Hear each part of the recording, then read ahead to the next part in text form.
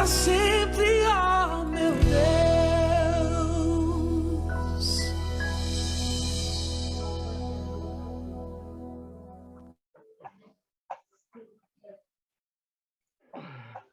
E aí, Luiz? Então, eu vou compartilhar a tela aqui. E, Luiz, a gente mudou um pouco o sistema. A gente está... Eu estou fazendo a leitura mesmo, sabe? Do próprio tópico. E aí, às vezes, eu paro para fazer algum comentário, às vezes o comentário até se estende muito. E aí vocês ficam à vontade para interromper, para perguntar, para comentar, para questionar, para o que for, tá bom? Podem, ao longo da leitura aqui, vocês ficam à vontade. Eu vou compartilhar, então, a tela aqui. G, I, H, H, I, A, J, J, K, J,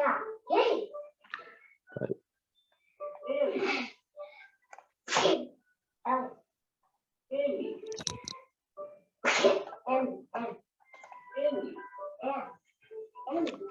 Então a gente, na semana passada, a gente viu o povo de Israel, então ele vinha caminhando pela terra, pelo deserto, ali naquela travessia que durou 40 anos, né? E eles fizeram ali a primeira conquista ali, né, em Hesbon, né, que como eu falei, foi de onde meu pai tirou o meu nome, Hesbon, né? E eles começam então ali essas guerras para a entrada na Terra Prometida. Eu anotei aqui enquanto eu estava meditando aqui, ouvindo essas músicas, meditando, me veio à mente isso aqui, eu anotei para lembrar de comentar com vocês, de ao mesmo tempo um elogio e um reforço, né, um desafio para a gente. Essa expressão é muito comum, né? Tempo é dinheiro. Dá justamente a ideia de que o tempo é algo a partir do que ou por meio do qual a gente compra as coisas, né? Ele é um meio de se adquirir as coisas, de se construir, de se adquirir, eu acho que é muito essa expressão. E de fato, o próprio dinheiro, né? Dinheiro não vem justamente se você não gasta tempo. É muito por essa expressão, né? Quanto mais tempo você gasta, às vezes, atrás de algo que dá dinheiro, mais dinheiro você ganha. Mas isso não se aplica apenas ao dinheiro, né? É como se o próprio tempo fosse realmente um dinheiro. E que tudo que você vai adquirir, tudo que você vai conquistar, você tem que dedicar tempo. Se vocês, com certeza, pararem para pensar aí nas coisas que vocês entendem que são as mais importantes que até hoje vocês construíram, e aí para uns vai ser uma coisa, para outros vai ser outra, se foi sua família, se é o seu casamento, se é os seus filhos, se é sua carreira, se é os seus estudos. Você pensar assim, as coisas que você pensar, se é a sua saúde, que são as coisas que hoje você tem, que são as mais importantes, você vai perceber que você precisou dedicar muito tempo para elas. Elas não vieram de graça, né? Elas vieram com um grande investimento desse fator tempo. E aí você, de repente, compara com algumas pessoas que nesses pontos que você entende que tem algumas coisas muito valiosas que você conquistou. Se compara com algumas pessoas que não têm ou têm menos, você vai perceber que normalmente elas dedicaram menos tempo, a um tempo de menor qualidade do que aquele que você dedicou. E aí, trazendo essa reflexão justamente aqui para a gente, né? Nós estamos aqui fazendo a meditação na Palavra de Deus e meditando em coisas que estão para além dessa vida, né? Em algo para a eternidade, em algo sobre um mundo que não é palpável, né? Essa realidade espiritual. E se a gente quer crescer nisso, crescer esse outro lado nosso que está adormecido, que está praticamente morto, a Bíblia diz que está morto, né, dentro da gente. O papai vai aí, filho. Então a gente precisa de realmente investir tempo, né? E tempo realmente de qualidade. Então, parabéns para vocês que estão aqui, né, domingo após domingo, e que têm vindo para a gente poder fazer essa meditação, porque é uma das maneiras que a gente tem. Papai já vai, filho. é uma das maneiras que a gente tem de justamente construir algo nessa área espiritual, nessa área da essência da existência da gente e algo para a eternidade, para quando a vida da gente acabar, que a gente nunca sabe quando. Aliás, eu e o Luiz até perdemos um amigo agora, essa semana, muito novo ele, mais ou menos a minha idade, eu me considero muito novo, né? E ele acabou, então, indo essa semana, partindo. E então, assim, chega esse momento da nossa partida, a gente justamente, às vezes, o que a gente construiu que vai para a eternidade, né? E isso depende muito do que a gente investiu de tempo. Deixa eu só ir ali atender o Benjamin, desculpa, porque ele está no banheiro. Eu vou, então, compartilhar aqui a música só um pouquinho enquanto eu volto, tá, gente? Paciência comigo aí, por favor.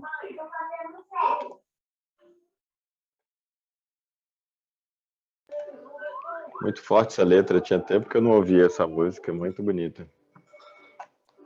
Até anotei aqui. Vou compartilhar a tela do que eu anotei aqui. Aí.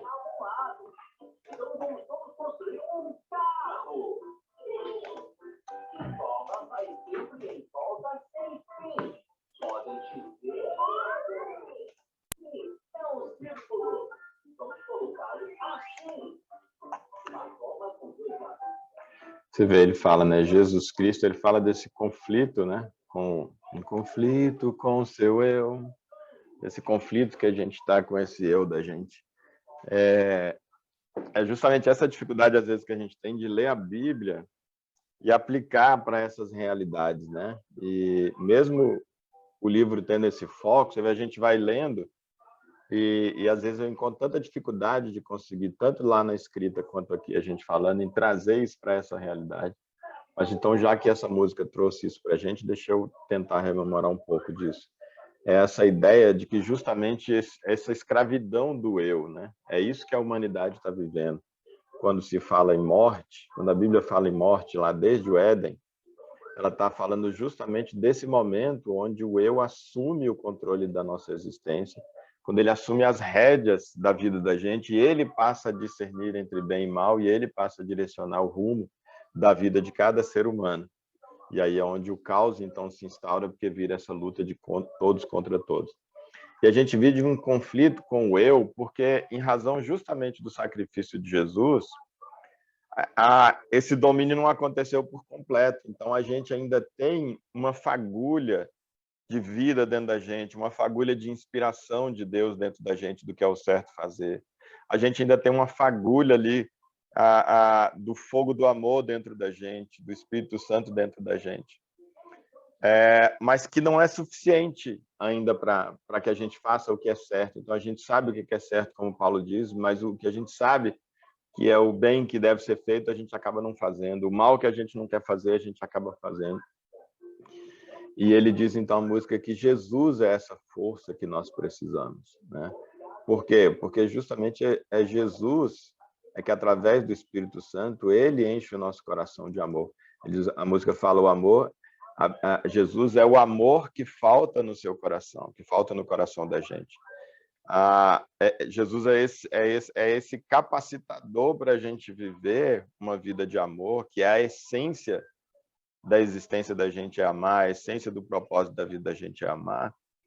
Então, Jesus é esse que, através de colocar amor no coração da gente, um olhar de amor, pensamento de amor, valores de amor no coração da gente e na mente da gente, ele nos dá essa força que a gente precisa para vencer o eu, para vencer nesse conflito entre o eu, a inspiração do eu, o desejo do eu, a prioridade do eu, os valores do eu, e a prioridade do reino, a prioridade do Espírito, a prioridade que diz respeito ao propósito da nossa vida, a inspiração de Deus sobre o que a gente deve fazer numa determinada situação, né? Então, aí esse conflito, então, ele é resolvido. E aí, por isso diz que Jesus é a paz que você procura. Jesus Cristo é a paz que você procura, ou seja, é a paz que nós procuramos, porque ela só vem, essa verdadeira paz só é percebida quando nós somos cheios do Espírito Santo, como Jesus falou. Quando ele estava para ir embora, ele diz, deixo-vos a minha paz vos dou. Eu não a dou como o mundo a dá, que é uma paz circunstancial. Ele diz, eu deixo uma paz que excede o entendimento, que está para além da capacidade das pessoas. Por quê? Porque ela é esse enchimento do amor que nos capacita a fazer aquilo que é certo, e aí a paz acontece em razão disso, e não dependendo da resposta das pessoas com o que a gente está fazendo, ou do que a gente entenda que é o certo ou que é o errado. Essa paz, ela acontece por essa pacificação aqui no eu. A gente tem a convicção de que a gente está no caminho, de que a gente está fazendo certo, de que se a gente partir hoje está tudo certo, entendeu? Que a gente viveu está dentro ali do propósito da gente, que a gente construiu algo que está para além das limitações e da pequenez dessa vida, dessa existência e tal. Então, por isso que a Bíblia, então, ela vai começar a retratar, ali, principalmente no Velho Testamento, de uma maneira muito mais completa, né, que Paulo vai chamar desse desenho, essa figura, justamente isso, o ser humano, então, a partir de Israel ali de novo, como sendo constituído ali um ser que era submetido a Deus, as desobediências, então, retratam esse domínio do eu. Quando eles vão para a escravidão, sempre que vão para a escravidão, retrata esse domínio do eu, da própria vontade, esse afastamento da soberania de Deus, do poder de Deus, do direcionamento de Deus e da harmonia na sociedade promovida por essa inspiração coletiva de Deus nas pessoas. E por essa situação coletiva de que as pessoas renunciam o eu. Por isso Jesus disse que o primeiro passo para quem quer vir após ele é o negar a si mesmo, né? E aí, então, essa caminhada pelo deserto retrata muito essa situação onde a gente não enxerga a presença de Deus, ela não é real ali para o povão. Moisés vivia isso, experimentava isso para conduzir o povo, mas ela não é uma realidade ali para o povo no dia a dia, em termos de força, de inspiração, e a gente não consegue, então, realizar o que tem que ser feito. E aí essas tantas desobediências ali, retratando a nossa incapacidade de, por nós mesmos, obedecer. E aí a gente chega, então, nesse momento que nós vamos ver hoje, onde a gente está entrando na Terra Prometida, né?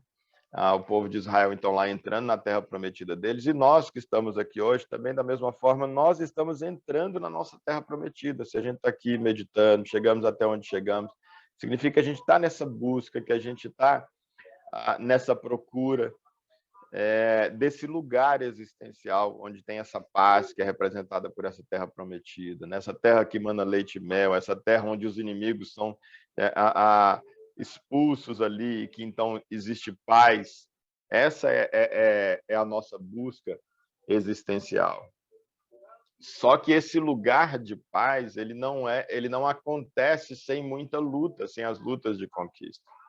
E nós vamos então ver hoje justamente que para entrar, eles chegam para entrar na Terra Prometida, mas uma coisa é chegar lá e entrar. Outra coisa é lá permanecer e instaurar a paz. Então eles vão passar agora muitos anos em guerras com as pessoas que estão ali, porque tem habitantes naquelas terras. E eles vão entrar em guerras, em lutas com as pessoas que ali estão, para destruir, para matar aquelas pessoas, para expulsar aquelas pessoas dali, mais do que expulsar, para matar realmente todos, e sempre as orientações de Deus são no sentido de não deixar nada, de não deixar ninguém, de não poupar nada e nem ninguém. Para que não fique nenhum resquício do que ali existia antes naquela terra, de maneira que então eles possam experimentar essa paz tão almejada e tão desejada. Ali é um desenho, como a gente faz, se a gente lê o Velho Testamento, se a gente lê a Bíblia sem a compreensão de que aquilo é um desenho, é uma figura, é uma representação, aconteceu tudo aquilo, não é um folclore. Ali, aquilo de fato aconteceu, mas aconteceu para que a humanidade pudesse ver aquilo como um desenho de uma projeção muito maior.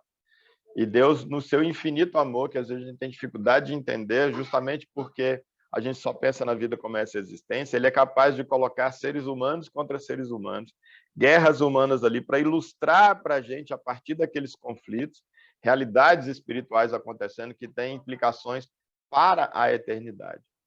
E então coloca ali o povo, que era então chamado de povo de Deus, contra os que eram chamados de não povo de Deus, do restante da terra, e de que Deus, estando com o povo de Deus, a mão dele destruiria as outras pessoas que, na verdade, também eram irmãos dele, porque eram igualmente descendentes de Adão, mas ali ele desenha essa rivalidade entre povo de Deus e não povo de Deus, quando na verdade todos eram igualmente descendentes de Adão e, portanto, filhos de Deus e povo de Deus.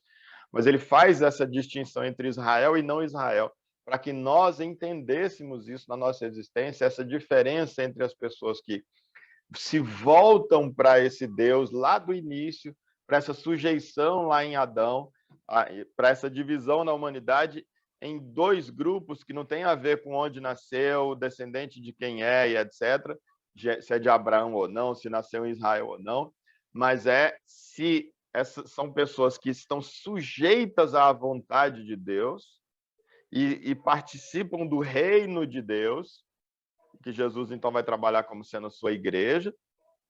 Esse segundo Adão, que Paulo apresenta Jesus como o segundo Adão. Então, seriam esses descendentes do segundo Adão, que não é uma descendência biológica, mas é uma descendência volitiva. A gente decide dizer, eu quero fazer parte dessa descendência do Adão Jesus. E viver de acordo com os princípios e os ensinos deles a partir da inspiração e do poder que ele coloca no meu coração. Ou eu quero continuar vivendo uma vida condizente com os padrões do velho Adão que caiu, e continuar dominado pelo meu próprio eu, vivendo uma guerra com as outras pessoas, com o eu das outras pessoas. Então, esse é o sentido desse desenho que Paulo vai chamar de sombra, de maquete, né? Das coisas reais do plano real. Então, a gente está justamente aqui hoje nessa... Então, aqui, deixa eu apagar isso aqui, essa ideia do tempo e dinheiro aqui, né? A gente está justamente aqui hoje, quando eles estão entrando aqui na Terra Prometida e vão para as primeiras conquistas aqui. E isso me chama muito a atenção, esse fato de que essas conquistas, elas não acontecem de graça. Por mais que Deus diz, eu vou dar para vocês, como ele prometeu que ia dar para a gente esse lugar de paz, ele prometeu que ia dar para a gente o céu, e o céu esse que começa aqui na Terra, independente das circunstâncias, ele tem que começar aqui dentro, no meu coração, na minha mente, a minha maneira de viver. Eu tenho que começar a experimentar essa paz para eu dar continuidade dela na eternidade, para que realmente seja uma realidade na minha vida. Essa paz acontece na medida em que eu coloco os meus inimigos para correr. Mas hoje, daí um grande equívoco das pessoas, muitas pessoas, quando leem a Bíblia e aplicam e pregam a Bíblia, é de colocar como se esses dois povos hoje fossem os crentes e os não crentes. Na minha época, inclusive, quando eu era criança, é como se fossem os crentes e os católicos. Na minha cabeça, eu nasci num lar evangélico cristão evangélico, e na minha cabeça, todo mundo que não era crente era católico. Eu não tinha noção de existência de outras religiões, nem de ateu, de nada disso. Para mim era assim, existia o crente e o católico. O crente era de Deus e o católico não era de Deus. Até duas religiões cristãs, né? Com a mesma base, mas mesmo assim, eu ainda na minha cabecinha ainda tinha que... Essa dicotomia era assim que acontecia.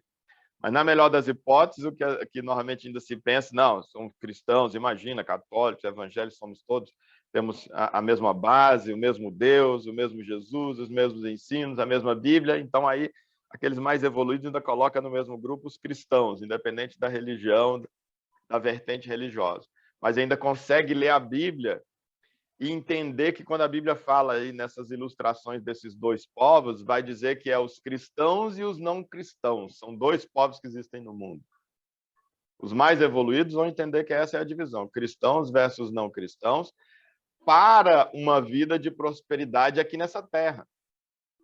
E que os cristãos aqui na terra vão ser favorecidos por Deus aqui nessa terra, e os não cristãos aqui na terra vão ser afrontados por Deus aqui nessa terra, não vão contar com o favor de Deus nessa terra. Então, se eu quiser uma bênção, uma cura, ou de não ficar doente, eu tenho que estar na igreja. Eu tenho que estar com Deus, eu tenho que ser cristão. Se eu quiser passar num concurso, se eu quiser que a minha empresa vá bem, eu tenho que ser cristão, eu tenho que estar na igreja, eu tenho que estar tomando a bênção. E etc. Sim. Mas veja bem, uma dúvida que eu tenho... Uma dúvida não, né? Eu acho que sempre paira essa dúvida, mesmo que explica um negócio bem... Enfim. Porque, veja bem, hoje em dia, no mundo atual, todo mundo, assim, grande parte tem condição de conhecer o nome de Jesus, de conhecer Deus, enfim. Aí é uma questão de escolha se vai ou não acreditar e seguir. Só que lá, antigamente, nessa maquete, uma dúvida que eu tenho é a seguinte: Deus se revelou para um povo. Então, por óbvio, somente um povo que tinha condições de segui-lo, de amá-lo, vamos colocar assim. Ele não se revelou para outros, em que pese alguns outros povos terem aderido, né? Sim, sim, Essa cultuação a Deus. sim. Mas a partir do momento que quem não é do povo de Deus, mesmo para maquete, morre ou não tem bênçãos, não paira um negócio de, pô, será que é justo? Deus não se revelou para aquele povo, ele não é o povo de Deus, esse povo vai morrer, esse povo vai parecer. Ou é uma viagem grande minha? Sim, eu viajei muito já nisso, já me vi pensando muito nisso e justamente falando, caramba, isso tudo é muito bonito, mas quanta injustiça, né, que Deus então fez com essas pessoas e tal, até porque a gente tende então a pensar, a Bíblia normalmente ela é apresentada, e isso que quando eu trabalho isso de maneira diferente, muitos vão me considerar um herege, de que a própria cruz, ela é também um símbolo. A cruz no sentido do próprio sacrifício de Jesus há 2000 anos atrás, não foi ainda a substituição de Jesus na nossa morte. O próprio momento em que Jesus é crucificado ainda é parte da sombra, ainda é símbolo do verdadeiro sacrifício de Jesus que aconteceu num outro plano, fora do tempo, portanto não podia acontecer no ano zero da era cristã, não podia ter acontecido há 2000 anos atrás, quando a humanidade já estava aí com 4.000 e poucos anos, salvo engano. Não podia acontecer ali se a Bíblia diz que ele aconteceu antes da fundação dos tempos. Só que só tem 3 versículos na Bíblia que diz isso, em lugares diferentes, mas diz que o Cordeiro de Deus foi sacrificado antes da fundação do mundo. É justamente o fato, Pedro, de o Cordeiro de Deus ter sido sacrificado antes da fundação do mundo, é que permite que pessoas que viveram antes, nasceram e morreram, principalmente morreram antes do sacrifício de Jesus, poderiam ser salvas, de não serem destruídas e poderem ser salvas, de contarem com a presença do Espírito Santo de Deus, com a inspiração do Espírito Santo de Deus, independentemente de conhecer os detalhes do Evangelho, os detalhes do plano de Deus, e de proferirem uma sequência de palavras mágicas que supostamente teriam o poder de tirar a pessoa do inferno e colocar do céu, como a gente às vezes se ilude quanto aquelas expressões, quando a pessoa aceita Jesus, entre aspas, né?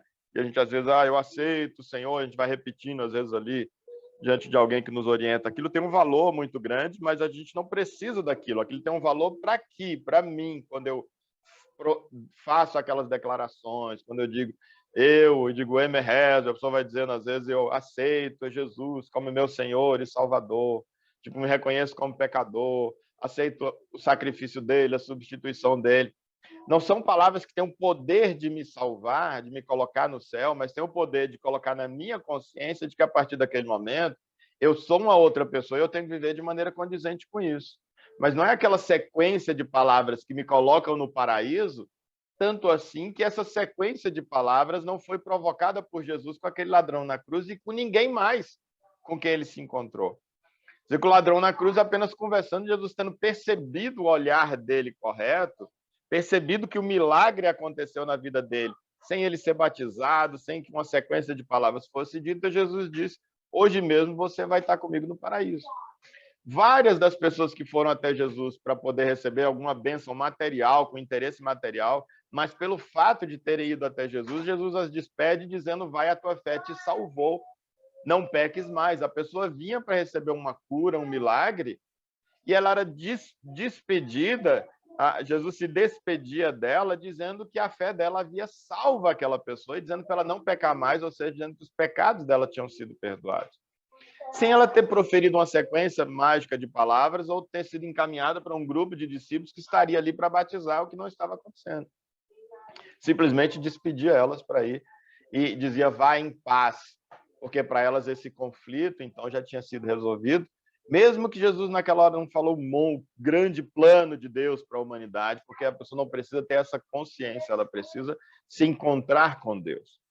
E para se encontrar com Deus, através do Espírito Santo de Deus, e graças a esse sacrifício de Jesus, que elimina essa separação que tem entre a humanidade e Deus, não há necessidade dessa compreensão intelectual, embora ela nos ajude. É bom a gente poder entender o que está acontecendo, é legal, mas não é indispensável. Tanto assim que então a gente vai ver... Ah, mesmo? Uau! Tanto que a gente então vai ver, ao longo da história, pessoas sendo altamente cheias do Espírito Santo antes de Jesus ter morrido e ter sido sacrificado no lugar da gente.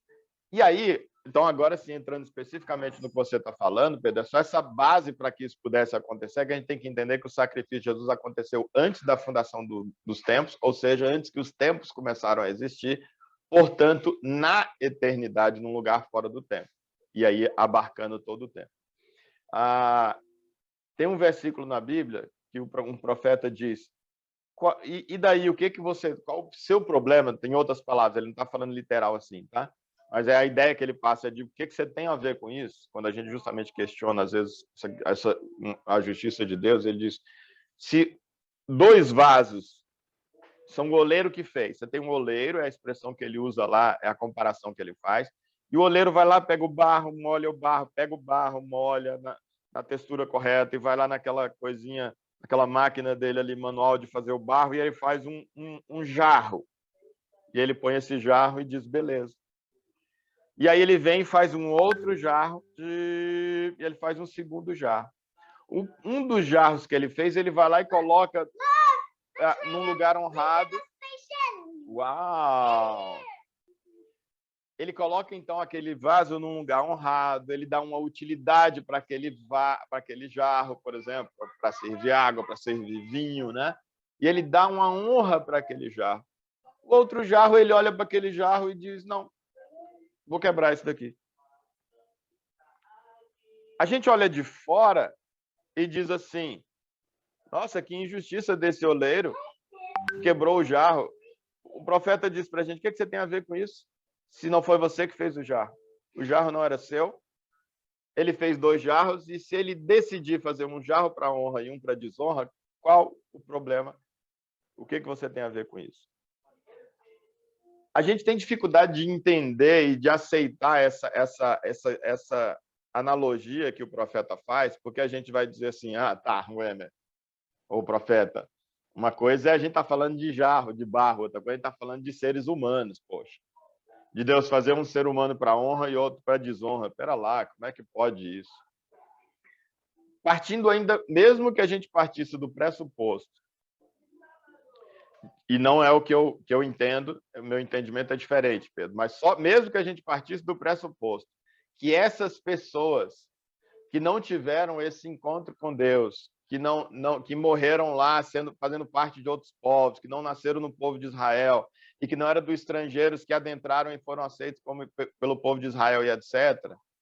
Mesmo que eu admita que essas pessoas foram perdidas completamente e elas realmente não vão passar a eternidade com Deus, porque tiveram o azar de nascer num outro povo que não era, azar não, acaba que Deus não fez eles nascerem no povo de Israel e nasceram em outros povos, mesmo que a gente concebesse assim, a gente precisa ainda assim entender que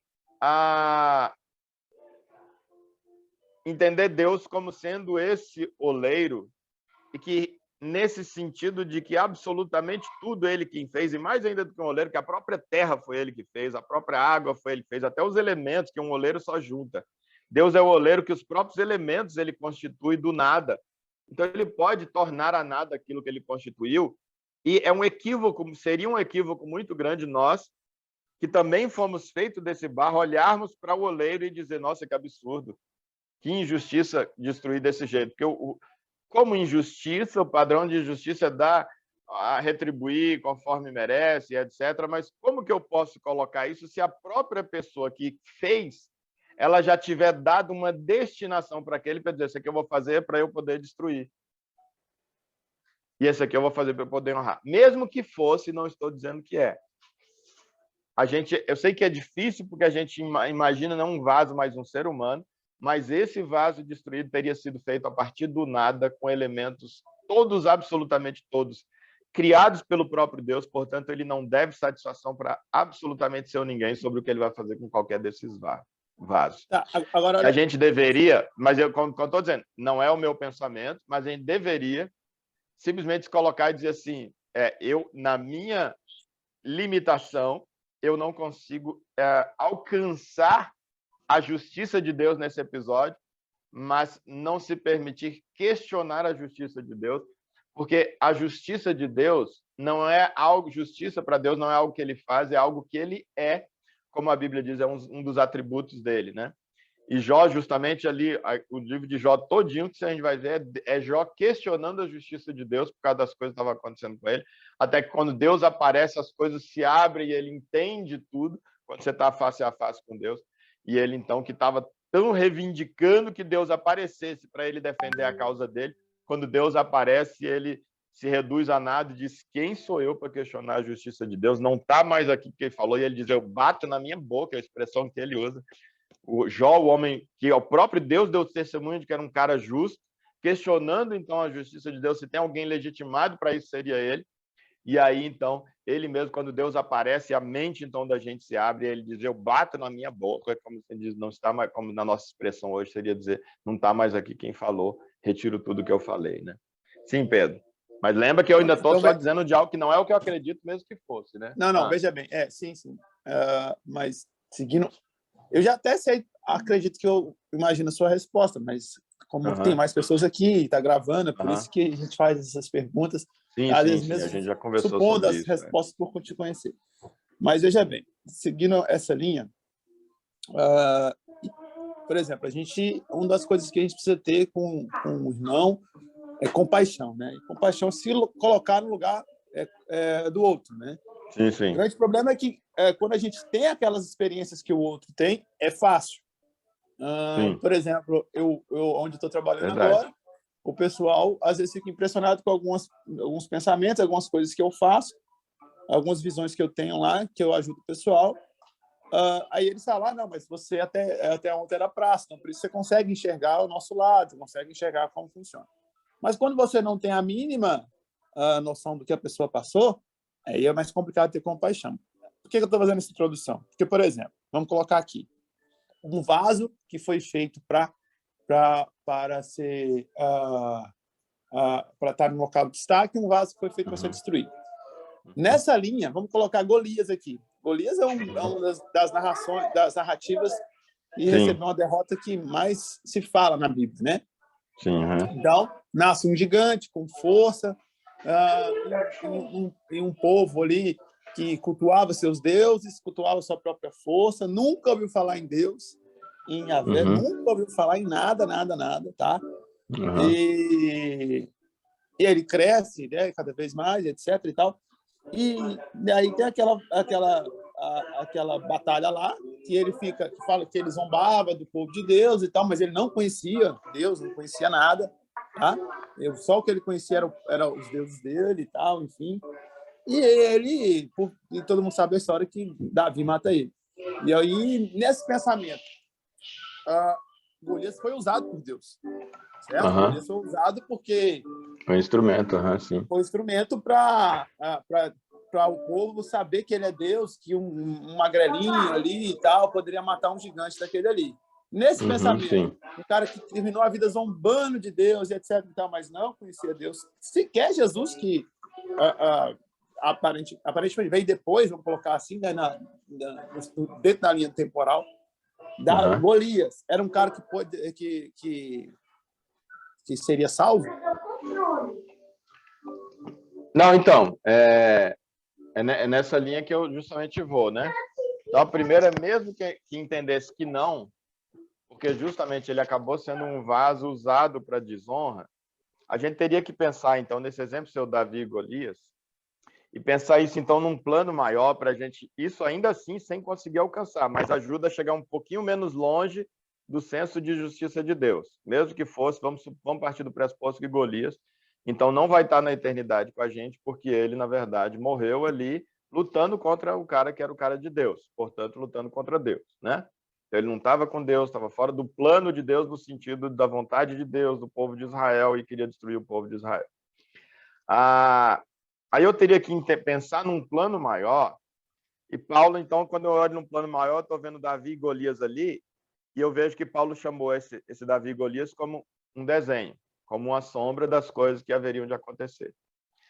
Como Jesus disse que, então, aliás, o próprio Paulo vai dizer que é o Velho Testamento, e, portanto, essa parte do desenho, é algo para nos conduzir até Cristo. É um aio, é um condutor, é um tutor. A expressão ali, aio, essa ideia de tutor. É um tutor.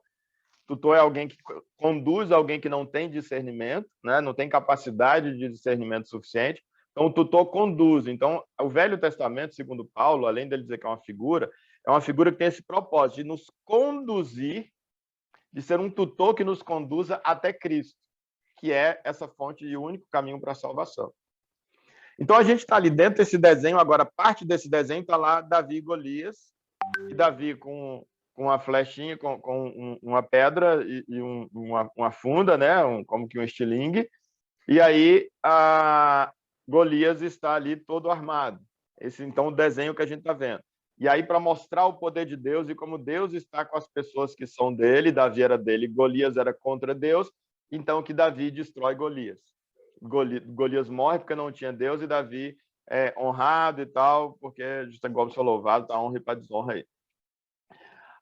E aí, mesmo que Golias, então, perdeu, a vida de Golias só foi até ali, ele na eternidade não vai passar com Deus, quando a gente olha num plano maior, a gente tem que pensar o seguinte: se não houvesse todo esse desenho de Deus e elegendo alguns vasos para se perder no caminho, para que o desenho fosse feito e alguns na humanidade pudessem ser conduzidos até Cristo, na eternidade não teria absolutamente ninguém com ele. Então, entre você não ter ninguém com ele, por não ter um desenho, uma sombra, um condutor e tutor que conduz até Cristo para que tudo possa acontecer, ou você ter isso e ter algumas perdas aí por causa disso, mas isso poder acontecer, então entre você não ter nenhum ser humano na eternidade, ou você ter muitos seres humanos na eternidade, ainda que para isso haja um custo de alguns seres humanos que foram escolhidos para, nesse desenho, ilustrarem o que aconteceria com as pessoas que não estivessem com Deus, ainda assim, não é o que Deus escolheu, porque o que Deus escolheu foi lá para Adão dizendo assim: não coma, porque se vocês comerem, vocês vão morrer. A vontade de Deus é que toda a humanidade ficasse com ele pela eternidade. Agora, o livre-arbítrio, a humanidade decide cair, decide sair dessa presença, decide que vão ser dominadas pelo eu. Aí agora Deus vem nesse caos da humanidade, agora que já está, na verdade, já está todo mundo condenado a passar a eternidade fora de Deus. Aí o projeto de Deus era ali em Adão, todo mundo passar em comunhão com ele, ouvindo Deus, o discernimento dele do que é bem e mal, viver assim. Mas eles disseram: não, nós vamos, a partir de Adão diz: não, nós, seres humanos, nós vamos decidir o que é bem e mal. Aí come da árvore do discernimento do bem e do mal, e toda a humanidade agora, então todos os seus descendentes já nascem assim. Então toda a humanidade está condenada a passar a eternidade fora de Deus, não é porque Deus decidiu assim: esse vai, esse não vai, esse vai, esse não vai. Toda a humanidade decidiu que não vai. E o que nasceu, ele já nasceu com as consequências da escolha do pai dele. E o neto igual, o bisneto, etc. Então Deus agora, nesse segundo momento, o que ele está fazendo é um resgate.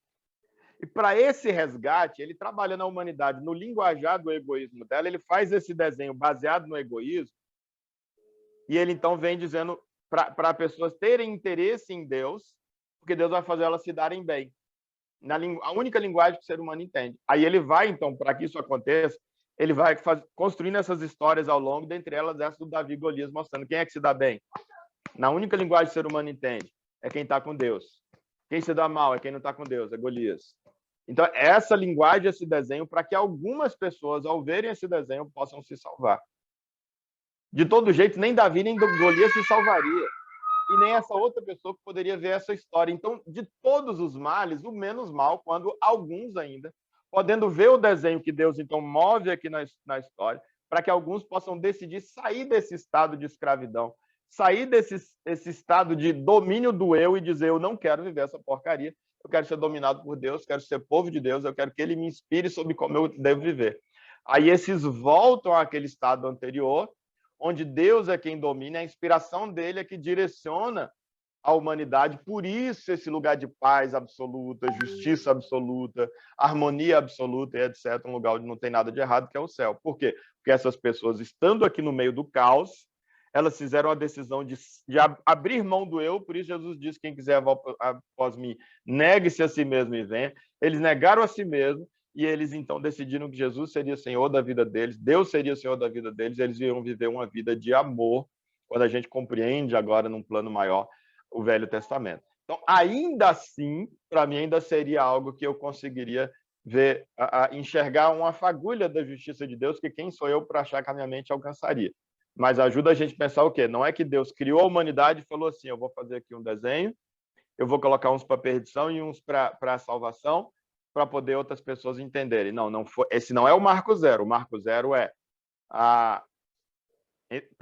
no primeiro o marco anterior, que nem é o zero ainda, o marco zero é Deus criou a humanidade e disse, vocês devem refletir a minha imagem, viver em harmonia absoluta, fazendo só o bem uns com os outros, como o Pai, o Filho e o Espírito Santo vive. Vocês devem refletir essa imagem e semelhança, devem ser como a gente, e nós vamos ser essa inspiração para vocês conseguirem viver assim e fazer assim. Mas o ser humano abre mão disso e assume as rédeas da existência. Só que o marco zero nem é esse ainda quando Deus diz, olha, vocês devem refletir a imagem e a minha semelhança, escolher o discernimento que eu faço e não o que vocês próprios fazem. O marco zero, esse é, na verdade, o marco 1. O marco zero é Deus sabendo, porque sabe de todas as coisas, que o ser humano cairia dessa posição, e em caindo, eles seriam imediatamente extintos da presença de Deus, e se Deus é a vida, então absolutamente mortos, e não teriam uma segunda chance quando a gente está tendo.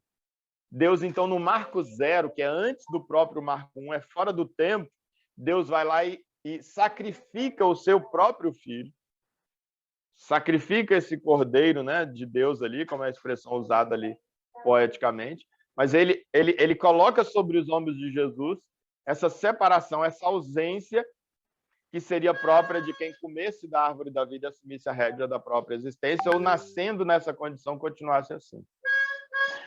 Até que a pessoa, até o seu último suspiro, ela possa decidir qual caminho ela toma, se é o da vida ou da morte, se é o da própria inspiração do eu contra o outro eu, ou se é o da inspiração de Deus em favor, em harmonia com o outro eu. Enquanto ele tem fôlego, ele pode tomar essa decisão de como ele vai viver ou terminar de viver a vida dele aqui, e aí, como ele termina a vida aqui, é o que vai dizer como vai ser a vida dele na eternidade. Então, mesmo que Golias tivesse morrido por causa disso, Faraó tivesse morrido por causa disso, ainda assim, eu entendo que ainda é muito mais justiça de Deus pegar uma galera que, mesmo advertida em Adão, decide se perder, e em se perdendo, Deus, então, por causa de algo feito no marco zero, eles não ficaram definitivamente destruídos para ter uma chance de, em olhando o desenho, e na medida em que vão, então, tomando esse desenho por referencial, eles vão aumentando as chances de fazer a opção por Deus, embora não seja necessário o entendimento, mas acaba aumentando essa chance, ou tornando essa experiência muito mais agradável. Tá, mas quando que eles iam olhar mas o que eu... Naquela época eles estavam no desenho, porque só tem como olhar o desenho de fora, né? Como que eles iam olhar esse desenho?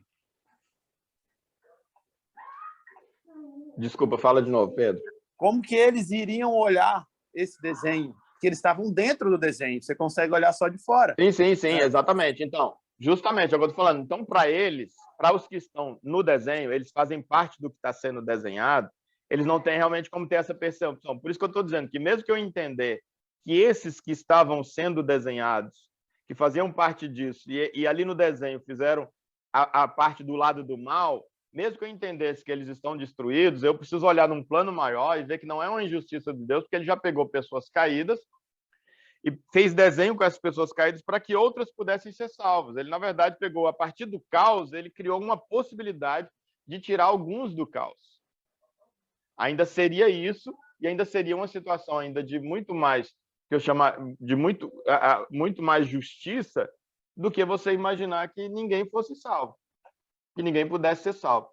Ainda mais quando a gente pensa no inferno, que é como eu penso, não como um lugar de um tormento eterno, embora exista essas expressões, e pode ser, porque a Bíblia diz, falando do meu pensamento, que ele pode ser apenas ilustrações ainda dentro da linguagem que a gente entende, para nos incentivar. Mas o verdadeiro inferno, para mim, há muito tempo eu tenho tido como tal e dito, o verdadeiro inferno é essa ausência absoluta de Deus. E quem tem ausência absoluta de Deus, ele não existe. A própria Bíblia diz que tem um momento que o próprio inferno vai ser destruído. Então, mesmo que houver ainda por algum tempo ali, o inferno por algum tempo tenha alguma, seja um lugar de sofrimento literal, de alguma coisa, mas em algum momento o próprio inferno também vai ser destruído. A própria morte e o inferno vão ser destruídos, nem morte vai existir mais. Porque, de fato, então, só fica no final das contas, esse momento, esse lugar, da ausência absoluta de Deus ou presença absoluta de Deus. Vai ser as duas únicas realidades que vão existir. Ou não existir, né? Até para a gente usar a nossa linguagem, a gente entra em contradição. Mas então, assim, então, quando a gente imagina que essas pessoas que, na verdade, se perderam, não é que elas vão passar a eternidade sofrendo e sendo castigadas num inferno, pode ser que eu esteja equivocado, porque a Bíblia dá literalidade sobre uma eternidade disso e tal, mas tem texto também que diz que o próprio inferno vai ser destruído. Que, para mim, inferno e céu é presença absoluta de Deus e ausência de Deus. Então, essa pessoa, simplesmente Golias, em algum momento, ele vai só deixar de existir completamente. Enquanto tantos outros, que eu não sei se milhões, bilhões, trilhões, eu não tenho ideia, tantos outros vão poder passar a eternidade com Deus graças a isso que Deus fez a partir do caos, para que algumas pessoas pudessem tomar a decisão de sair desse caos. Você ia falando, Pedro. Tá, mas assim, veja bem.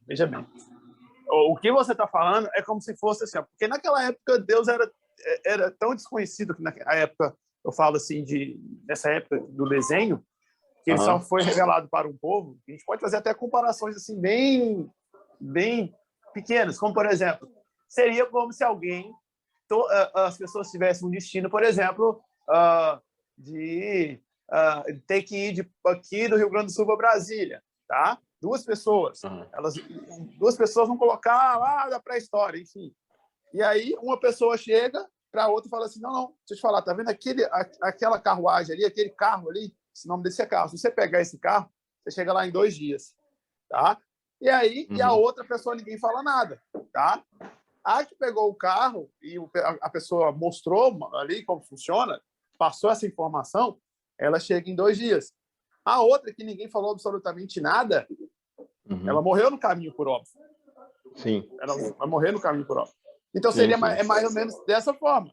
Sim, só que justamente aí é onde eu digo, é que no nosso senso de justiça, que já é de alguém caído, a gente tem a impressão de que, se for para entrar só 10, porque outros 10 não tiveram a oportunidade, sequer ficaram sabendo, é melhor que ninguém, é mais justo que ninguém entre. O nosso senso é esse. Mas o senso de alguém que ama é de que, ora, se entre não entrar ninguém ou entrar pelo menos 10, já que não vai dar para entrar os 20, então, puxa, é bem melhor que se entre 10. É mais justo entrar 10. O senso quando essa justiça não é por ato e mérito de ninguém, mas é por um sacrifício do próprio Jesus, né? O senso que eu digo é o seguinte, por exemplo, os dois vão morrer, mas aí eu não vou fazer um julgamento com um que chegou lá e o outro que não chegou. A diferença é que um vai conseguir ter uma vida bem melhor, porque vai aproveitar uma vida em Brasília, e o outro vai morrer no caminho ali, mas aí tem que pensar... Sim, então, exatamente, mas o que não chegou, na verdade, o que não chegou, ele não chegou não foi porque alguém determinou que ele não chegaria a partir pelo fato de alguém ter chegado, em contraste, ele não chegou. Não é isso. É que, na verdade, esse que não chegou, igual todo o restante da humanidade, estavam condenados a não chegar. Ninguém chegaria. Porque houve uma decisão anterior de Adão e que decidiu que não ia entrar. A humanidade em Adão fez essa opção de nunca chegar, no seu exemplo aí, no Rio Grande do Sul. É daí para cá, por exemplo, daí? um exemplo que eu até vi lá no estudo, no Panorama do Velho Testamento. Veja bem, tinha ali Jacó e Esaú, certo? Esaú, que tinha, a princípio, a prerrogativa de ser a descendência de Israel, tá? Aham. E aí Jacó engana Esaú, tá? E Jacó que fica sendo a descendência o responsável pela descendência de Israel, tá? Uhum. Aí na nossa justiça vai falar assim, mas não é justo. O cara enganou e ainda se deu de bem, né? Mas aí ele até explica, ele fala, cara, o nome disso é o quê? Graça. É uma graça escandalosa. Até ele comenta assim, sabe? Foi Jacó devido à graça escandalosa, para mostrar para a gente que até um pecador, que até uma pessoa que erra, pode ser usada por Deus e é usada por Deus, enfim, certo? Tudo bem, até a gente entende isso aí, ok? A graça alcança qualquer um. Então, Jacó foi escolhido devido à graça. Ele enganou o irmão e ainda assim foi responsável pela descendência ali de Israel. Mas e Esaú? Por que ele não teve o direito dessa graça? Eu sei que na maquete Deus tinha que fazer isso para ter todo o entendimento, entendeu?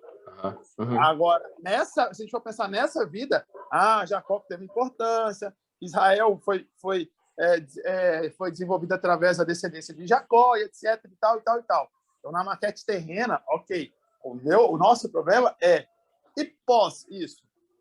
Tá? E pós isso, né? Devido, se a gente for pensar que Jesus já tinha sido emolado, etc, entendeu?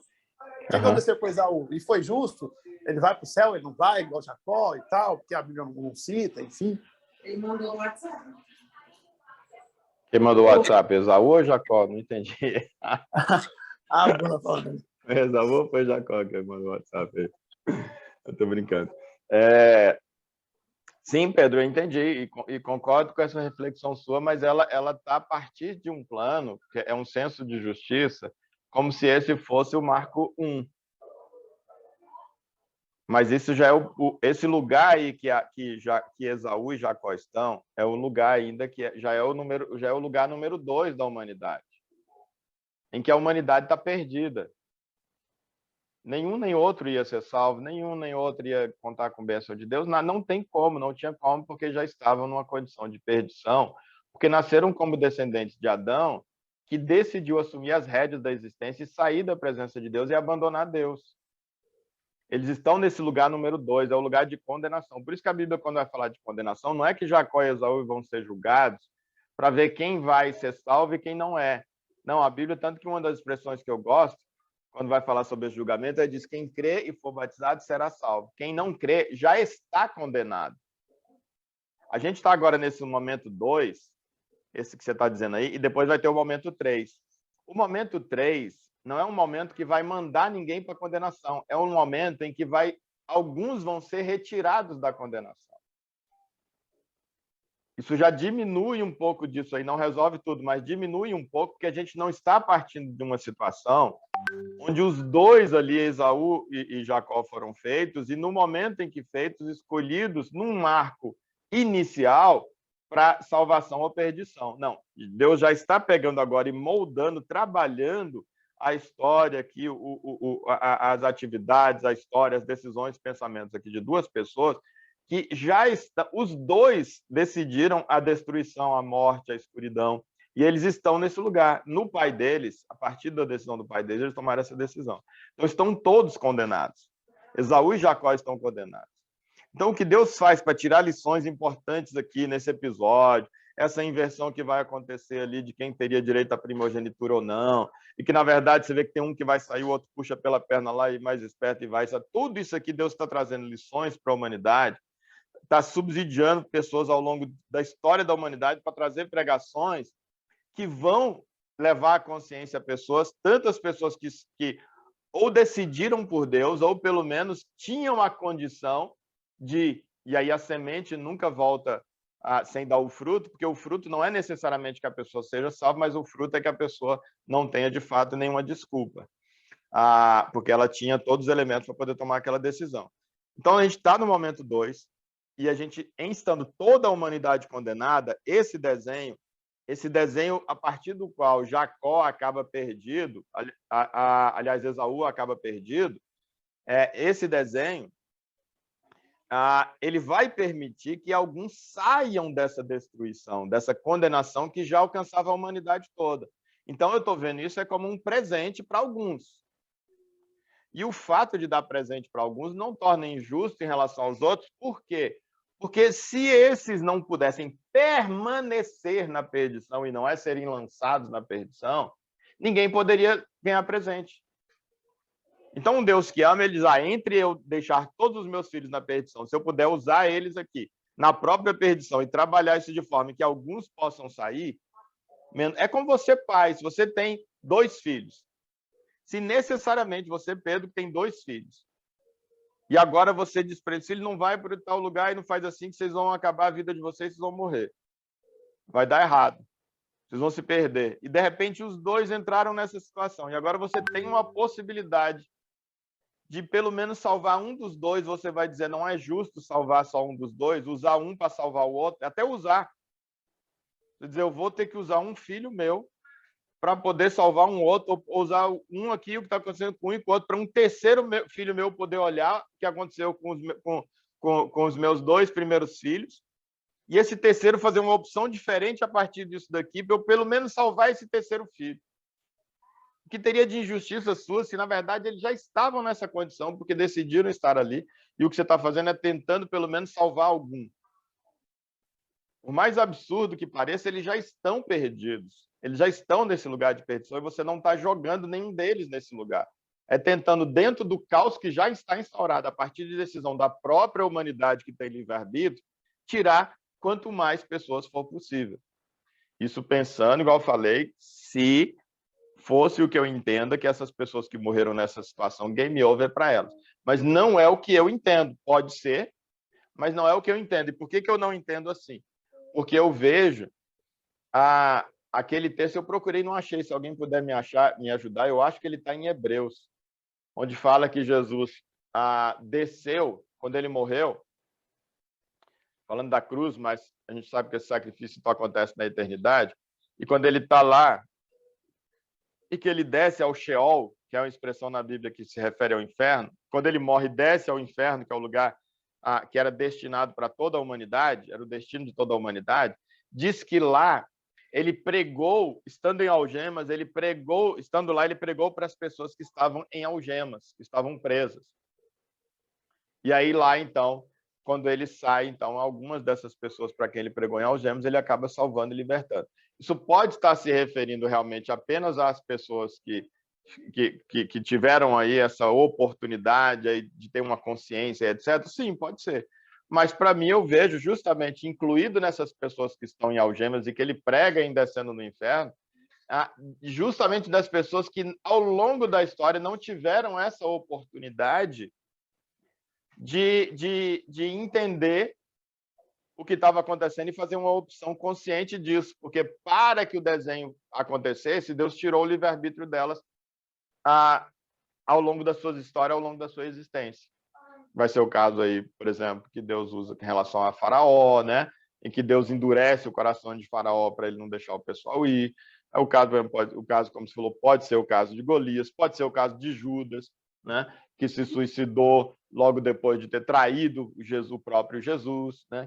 Então, me parece que se aquelas pessoas porque Deus tirou a capacidade delas de optar pelo bem, de optar pelo fluir do Espírito Santo e de viver minimamente de acordo com esse Espírito, ou de pelo menos estar no caminho que é o caminho da salvação, tirou essa possibilidade volitiva dessa pessoa de ela decidir o livre-arbítrio dela, eu entendo que essas pessoas ali, quando Jesus desce e prega no inferno para os que estavam algemados, Jesus então prega para elas. De maneira que Jesus não precisa que essas pessoas voltassem para viver, para saber como seria a vida delas, porque Jesus, o julgamento que Deus faz é um julgamento no coração. Ele sabe como que o Pedro seria se estivesse vivendo na minha pele. Sabe como eu seria se eu estivesse vivendo na pele do Luiz. Como o Luiz seria se ele estivesse vivendo na pele da Inesita. E etc. Então, não é que aí sim, para mim seria injustiça, mas mesmo assim, quem sou eu, né? Mas dentro do meu senso de justiça, de pensar assim, caramba, mas o Pedro teve uma vida diferente da minha, não é justo o Pedro ser julgado a partir da vida dele, sendo que eu tive uma vida mais fácil, ou então o contrário. eu tive mais oportunidades ou menos oportunidades. Deus julga a partir do coração. E aqui ele sabe, então, sem eu ter sido colocado diante de uma determinada situação, ele sabe como é que eu vou agir e como eu deixaria de agir. As situações de provações que eu vivo, elas são muito mais para dizer para mim a pessoa que eu sou, do que para dizer para Deus a pessoa que eu sou, porque Deus sabe a pessoa que eu sou, independente das oportunidades que eu tenho de externar a pessoa que eu de fato sou.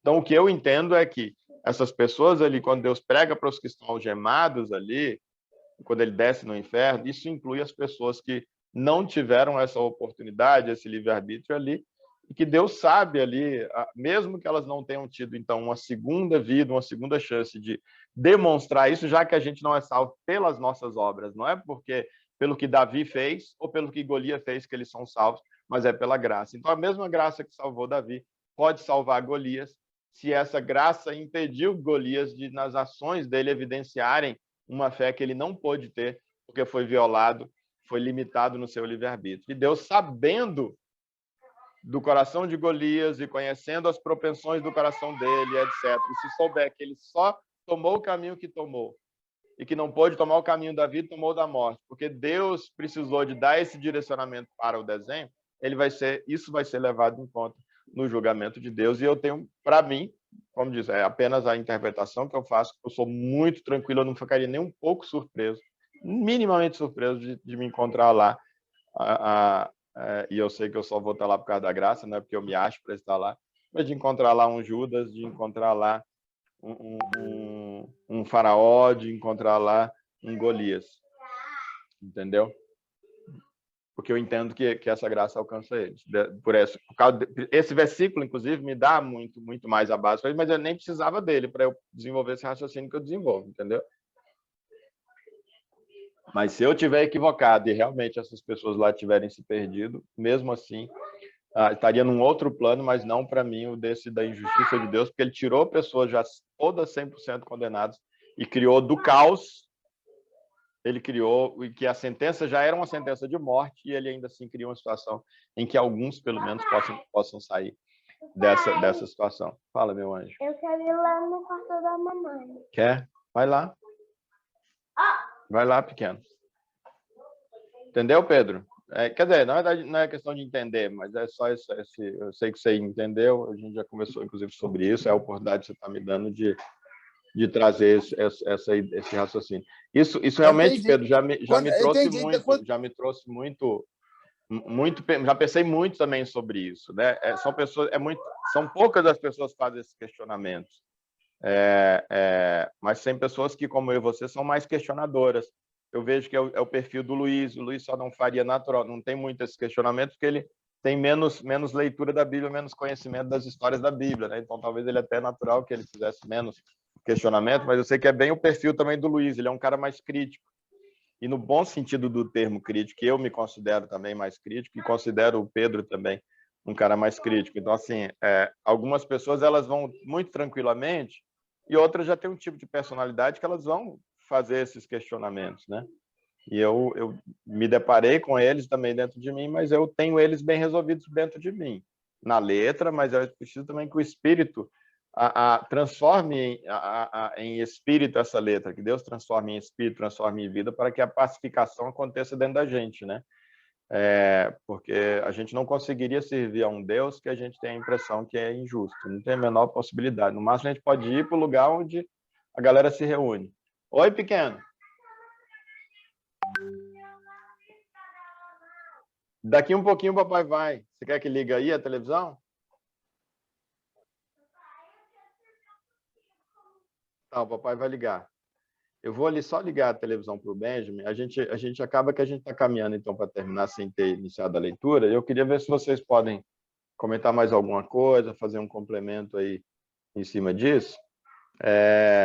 Eu só vou ligar ali a televisão para o Benjamin e a gente caminha para concluir hoje, mesmo sem ter entrado, mas exatamente, está tudo dentro da ideia nossa aí, dessas reflexões, né? Vou deixar o meu microfone ligado, porque eu posso ser que eu comente alguma coisa ali enquanto estou ligando para ele, tá? Fica à vontade aí.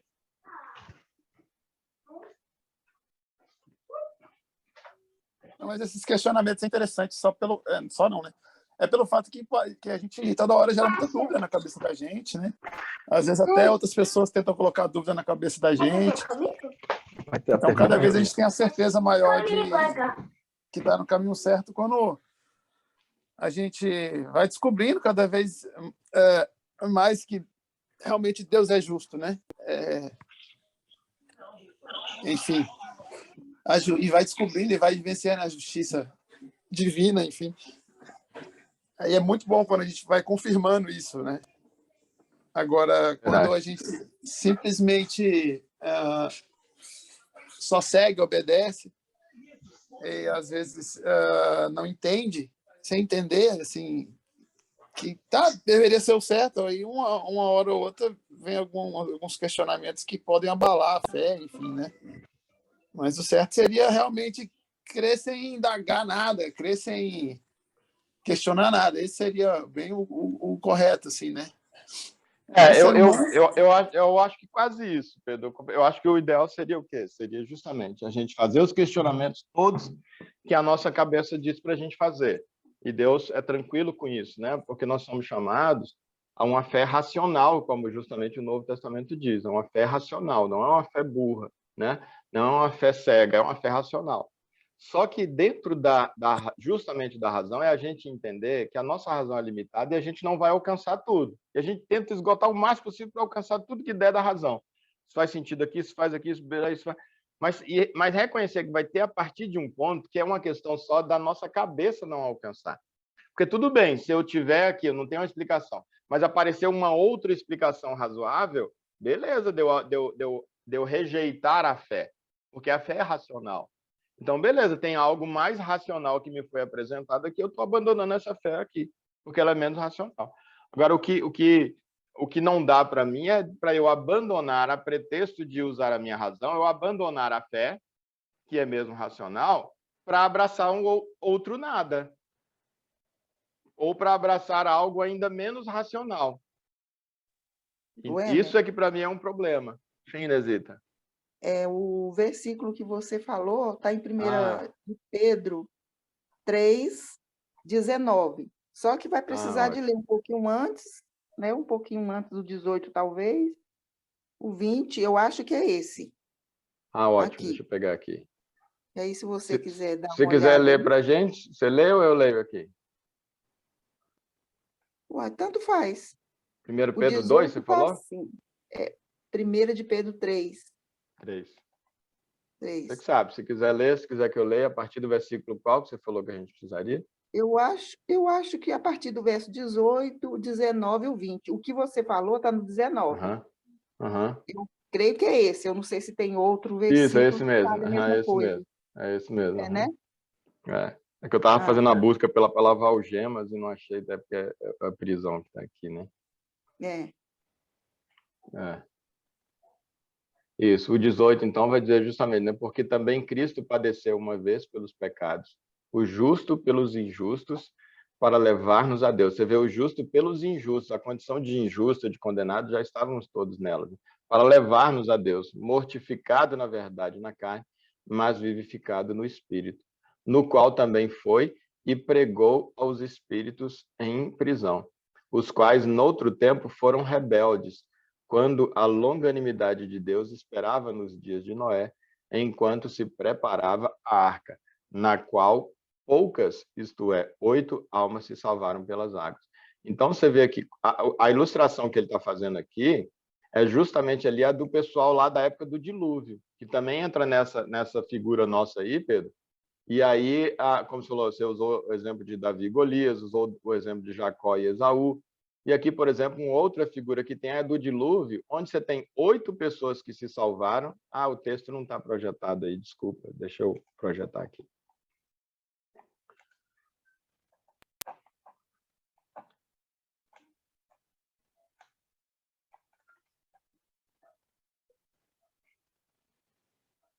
Opa, acho que eu tinha que tirar e projetar.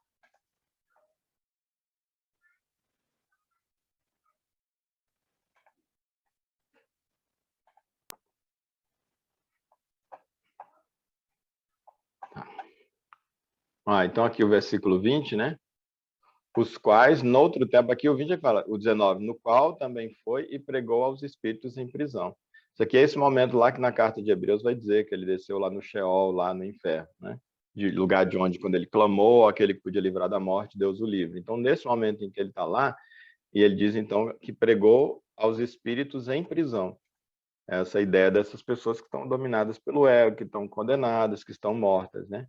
Os quais, noutro tempo, foram rebeldes, quando a longanimidade de Deus esperava nos dias de Noé, enquanto se preparava a arca, na qual poucas, isto é, 8 apenas se salvaram. Então, aqui está falando que, da salvação aqui, de quantos? De 8, que é o que no desenho era 8 contra o resto da humanidade. 8 pessoas foram salvas nesse desenho aqui, e o restante da humanidade ficou do lado de fora da arca, inclusive animais lá, né? Tudo morreu que estava fora da arca. Então, aqui no desenho está dizendo que ele veio e pregou para os espíritos em prisão. Ora, se é em prisão, não são os 8 que são salvos aqui no exemplo, nessa ilustração que é feita, mas aqueles que foram rebeldes, são aqueles que Noé advertiu, falou, gente, vem, vai cair uma maior tempestade, vai inundar tudo aqui, vocês têm que entrar, quem não entrar não vai ser salvo e tal. E eles continuaram vivendo a vida deles, bebendo, comendo, se dando em casamento e festando. E aí a chuva começou, a porta fechou e eles iam lá e batiam e já era game over para vocês. Então, quando a longanimidade de Deus esperava nos dias de Noé, enquanto preparava a árvore, eles foram rebeldes. E aí a ideia do desenho é os rebeldes vão ser perdidos, vão ser mortos. Os que forem obedientes e entrarem na arca, ouvirem o enviado de Deus, que lá no caso do desenho foram 8, vão ser salvos. Só que como aqui no desenho era para todo mundo negar mesmo, porque era para essa ilustração acontecer como aconteceu, então Jesus vem aqui e prega para esses espíritos que estavam em prisões, foram destruídos, mas que eles não tiveram aqui a oportunidade, o livre-arbítrio trabalhado aqui, da mesma maneira como esses aqui, que eram descendentes de Noé, que tinham a orientação de Deus e etc., quando os outros povos não tinham. Estava ali falando de um negócio que não fazia o menor sentido para ele dizer que um Deus, o Deus de Moisés e de Noé, ia mandar chuva e ia destruir a terra toda. Eles ficavam fazendo naturalmente chacota deles, porque não fazia o menor sentido. Então, como Pedro falou, caramba, exige dessas pessoas que elas pudessem ter essa compreensão e assim entrado na arca, não, realmente não era razoável, porque estavam perdidos como todos os outros, e esses aqui, esses 8, só puderam obedecer porque faziam parte de uma linhagem que tinha ali revelações de Deus, ali manifestações poderosas de Deus, e que chamavam a atenção, e aí, portanto, por ter chamado a atenção por causa desses milagres, ouviam ali aquelas orientações e ainda contavam com a graça especial de Deus para obedecer e para seguir, porque senão, nem mesmo Noé, se não fosse uma graça de Deus, teria obedecido e teria realmente feito a opção pelo caminho correto, né? Obrigado, Inesita. Então, esse texto, Pedro, que para mim me deixa muito mais tranquilo aqui com essa imagem minha, porque para mim ela está ilustrada aqui o que eu realmente considero, né? Você viu o que o 20 falei? Então, o 20 foi o que ele li. Você fala depois do 21? É o 21, isso.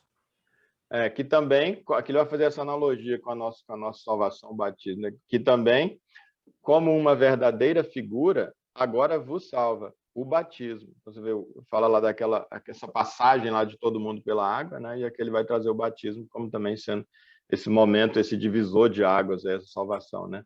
Não do despojamento da imundícia da carne, mas da indagação de uma boa consciência para com Deus pela ressurreição de Jesus Cristo, o qual está à destra de Deus, tendo subido ao céu, havendo-lhe sujeitado os anjos, as autoridades e as potestades. Posso tirar da tela aqui? Pode. Mas para mim é o que reforça muito isso, assim. Mas eu não teria problema e não vou ter problema se chegar lá e dizer que eu estava enganado e que realmente quem ele tirou o livre-arbítrio, tirou e pronto, e não puderam voltar, mas pelo menos permitiu que outros pudessem fazer uso. Mas não é o que eu penso, porque, repito, que Deus tirou gente condenada, toda condenada para, de alguma forma, poder ainda salvar alguns. Teria sido isso, mas para mim não. Para mim, toda a humanidade tem essa segunda chance de fazer o movimento inverso ao que o primeiro Adão fez. Que ele estava sob a vontade de Deus, ele abre mão dela e assume a rédea da vida e sujeita a vida dele ao discernimento próprio e passa a ser dominado pelo eu. E agora a humanidade, nesse estado de condenação, ela tem a oportunidade, ainda com base no mesmo livre-arbítrio, de fazer o movimento inverso, e negar a si mesmo, a expressão que Jesus usou, ou seja, de abrir mão do próprio eu, do domínio do eu, da escravidão do eu, e eleger Deus como inspirador e determinador de como vai ser a sua vontade, como a gente ora todo dia na oração do Pai Nosso. Seja feita a tua vontade, venha o teu reino, seja feita a tua vontade. O que a gente ora todo dia no Pai Nosso é justamente dizendo isso. Deus, eu abro mão da minha vontade, eu nego a mim mesmo e que seja feita a sua vontade. Eu estou justamente a cada dia na oração dizendo para mim que eu estou fazendo um movimento inverso a esse movimento que o primeiro Adão fez, né?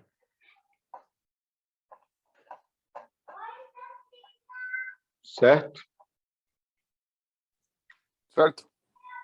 Eu acho que é isso. A gente vê, então, na semana que vem, a gente começa a leitura aí.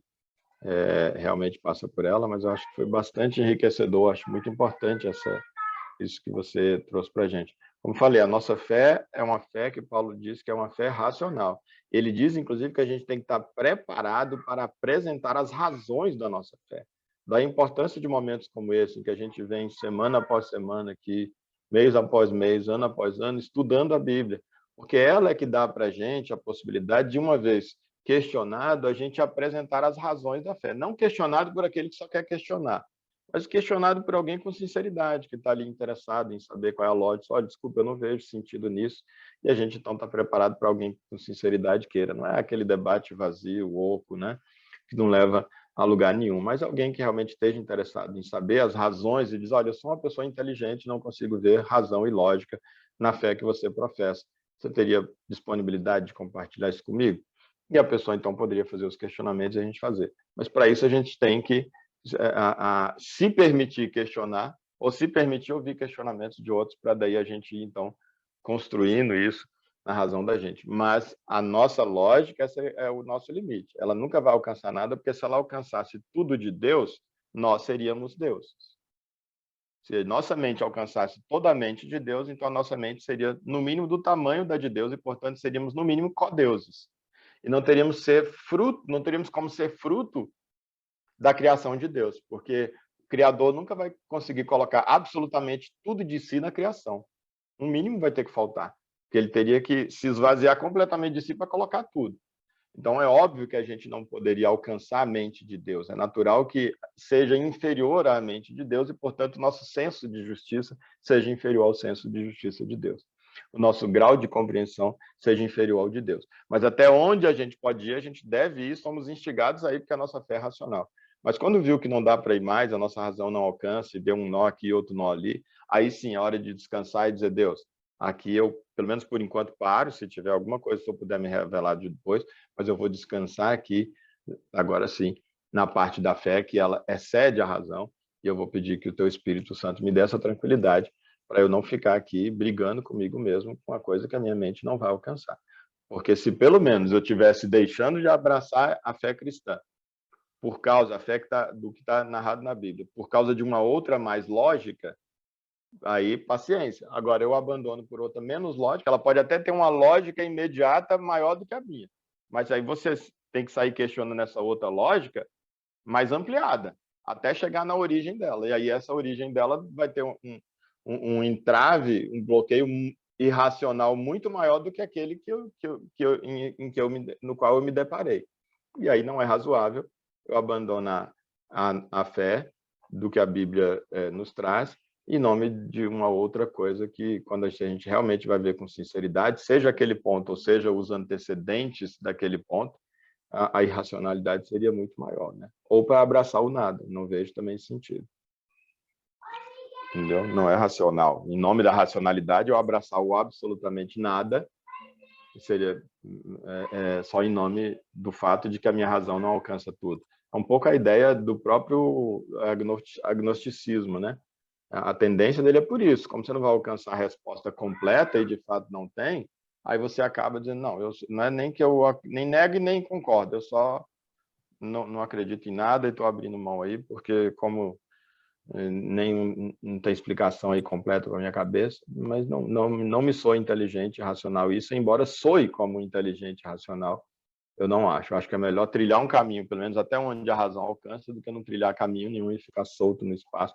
Ainda mais porque, se for verdade que a gente tem um propósito e que a nossa vida, no final, vai ter consequências para a eternidade, se eu vivi ou não, se eu estava, nem se eu vivi, mas se eu estava ou não, ao final da minha vida, no caminho desse propósito, se realmente for ter alguma consequência, aí, mais ainda, não é inteligente eu simplesmente rejeitar a fé só porque a minha mente não alcançou toda ela, né? Certo? Amém.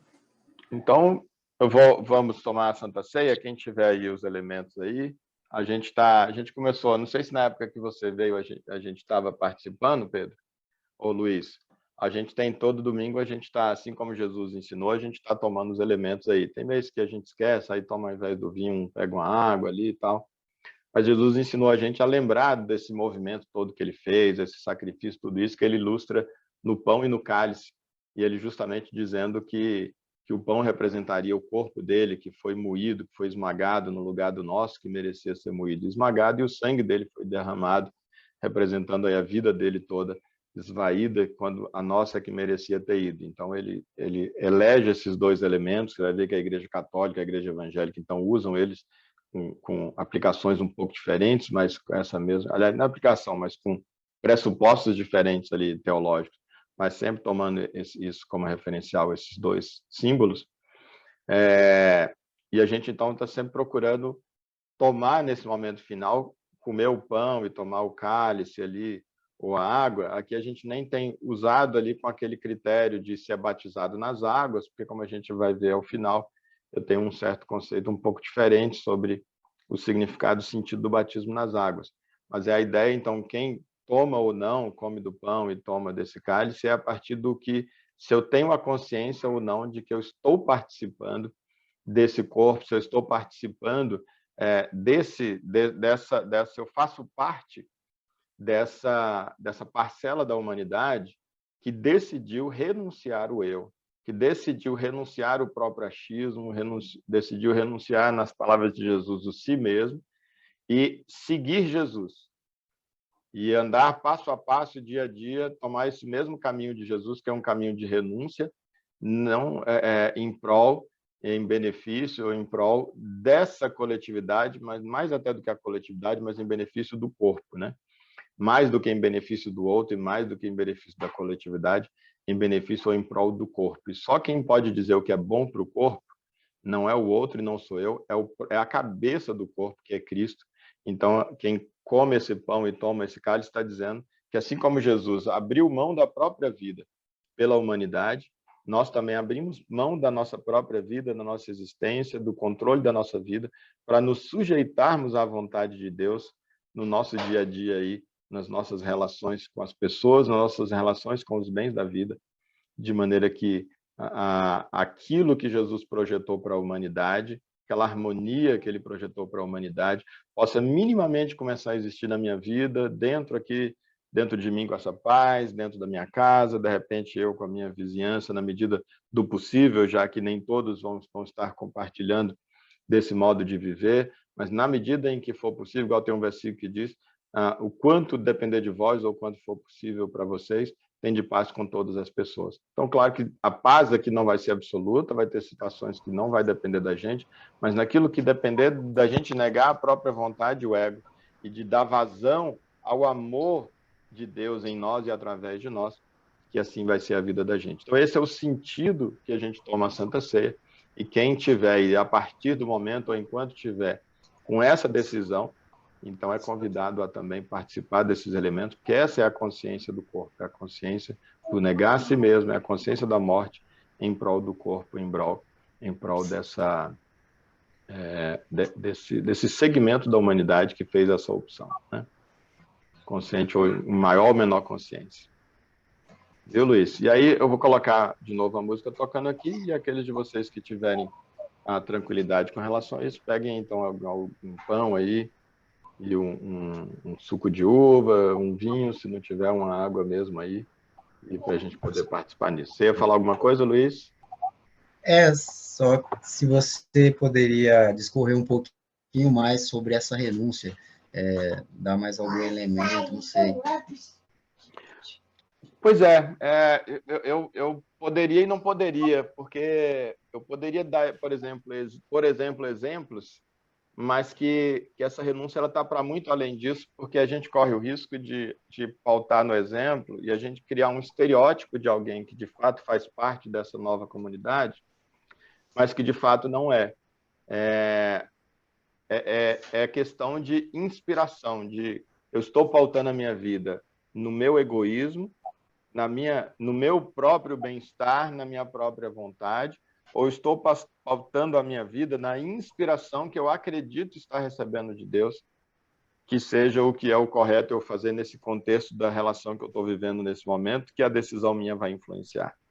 Então, isso vai acontecer das maneiras mais variadas ali no meu casamento, numa decisão sobre falar ou não falar uma coisa que eu estou com vontade de falar, e buscar esse discernimento de, cara, isso aqui é só mesmo uma ira minha aqui, uma raiva que é dessa parte caída minha, mas eu tenho algo dentro de mim que diz que não é isso, que para eu viver em paz com a minha esposa ou com o meu marido, eu não devo dizer isso que eu quero dizer, então eu devo negar esse mim mesmo, eu devo rejeitar isso, e eu devo dar vazão a isso, outra parte de mim que tem algo dizendo para mim que o correto em nome da minha relação, do meu casamento, é eu falar essa outra coisa ou é eu ficar calado.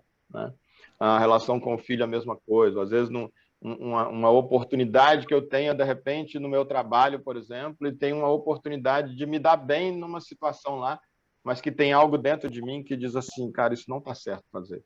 Eu vou me dar bem com isso aqui, mas eu vou prejudicar aquela pessoa, ou eu vou prejudicar um conjunto de pessoas aqui se eu fizer isso. Isso não está certo. Ninguém vai saber, não é porque eu estou com medo de ser pego. Formalmente, talvez até esteja correto, mas eu sei que isso está errado. Isso viola a minha consciência em relação ao outro, porque tem pessoas que vão ser prejudicadas se eu tomar esse caminho. Então, eu nego a mim mesmo, eu abro mão do mim mesmo, eu abro mão aqui do que eu faria se eu não tivesse que levar em conta o outro e outras pessoas. E eu vou, com um sacrifício aqui, fazer o que essa outra voz, esse outro sentimento dentro de mim, essa outra inspiração que eu estou tendo, do que seria o certo fazer. Mais ou menos isso. Eu não sei se eu melhorei um pouco para você. Que bom. Essa ideia não é muito... E tem situações que seria de um jeito, tem situação de outra. Por isso que a oração do Pai Nosso, quando a gente ora e diz o pão nosso de cada dia nos dai hoje, a ideia justamente ali é dessa presença. Tanto que o próprio Jesus condenou quando as pessoas estavam vindo até ele, querendo atrás do pão que perece, da multiplicação, já depois da terceira vez que vieram ali querendo, porque já tinha multiplicado 2 vezes, e ele diz, vocês estão vindo em mim só porque eu multipliquei o pão e estou dando um pão para vocês. Vocês não devem vir a mim por causa do pão que perece, mas devem vir a mim pela pessoa que eu sou, e que sou o pão da vida que traz a vida para vocês. Então, esse Jesus que condenou quem vinha até ele por causa do pão que perece, condenou no sentido de chamou a atenção e criticou, ele não diria o pão nosso de cada dia nos dai hoje, como nos ensinaria a orar assim, ensinando a gente a estar pensando apenas no pão material, mas principalmente no pão espiritual que é ele. Ele diz, eu sou o pão vivo que desceu do céu, nesse contexto ele fala, e é esse pão que nos alimenta quanto à maneira correta de viver, que se contrasta com essa maneira equivocada, que normalmente o nosso eu, o nosso ego vai nos direcionar, vai nos impulsionar. Então, por isso, todo dia, e de preferência mais ao longo do dia, algumas vezes, quando a gente ora, o pão nosso de cada dia nos dai hoje, eu estou pedindo essa presença de Deus na minha vida, que através do meu Espírito, através do Espírito Santo, me inspira sobre o que é correto fazer e contrasta ali com o que o meu eu faria de maneira equivocada. É claro que quanto mais eu vou convivendo com Deus, com o Espírito Santo, o meu eu vai sendo moldado também. E às vezes começa a coincidir, porque agora eu estou sendo moldado, da minha vontade coincidir com a vontade dele. Quanto mais isso acontece. E aí, na semana que vem, a gente vai justamente meditar um pouco nisso. Esse tópico que a gente está nessas conquistas, a gente vai ver que não são conquistas materiais para cá, não é da gente ficar rico e o outro ficar pobre, como dava essa ideia, não é da gente pôr para correr alguém que está concorrendo com a gente num concurso público na nossa sala de trabalho, não.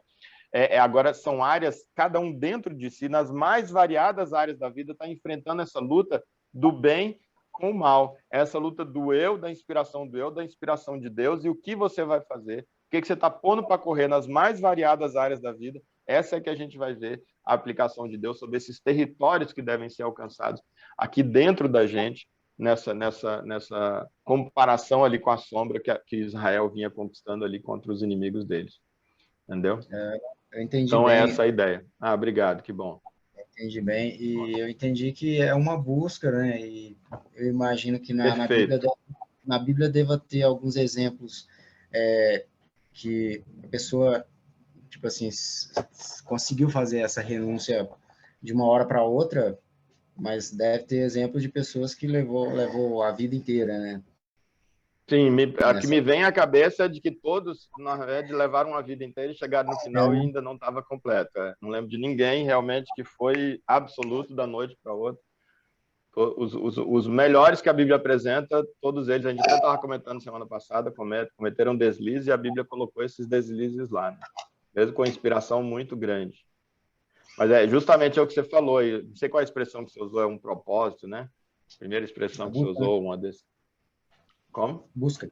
A busca, uma né? busca, isso, é perfeito, é essa busca. Tanto que é o que Jesus falou. Jesus não nos convidou para uma vida de perfeição, ele nos convidou para uma vida no caminho. E ele diz, eu sou o caminho, a verdade e a vida. Ou seja, quem está no caminho, naturalmente está na verdade, está na vida. A vida não é algo que a gente vai alcançar depois de trilhar o caminho, que é Jesus.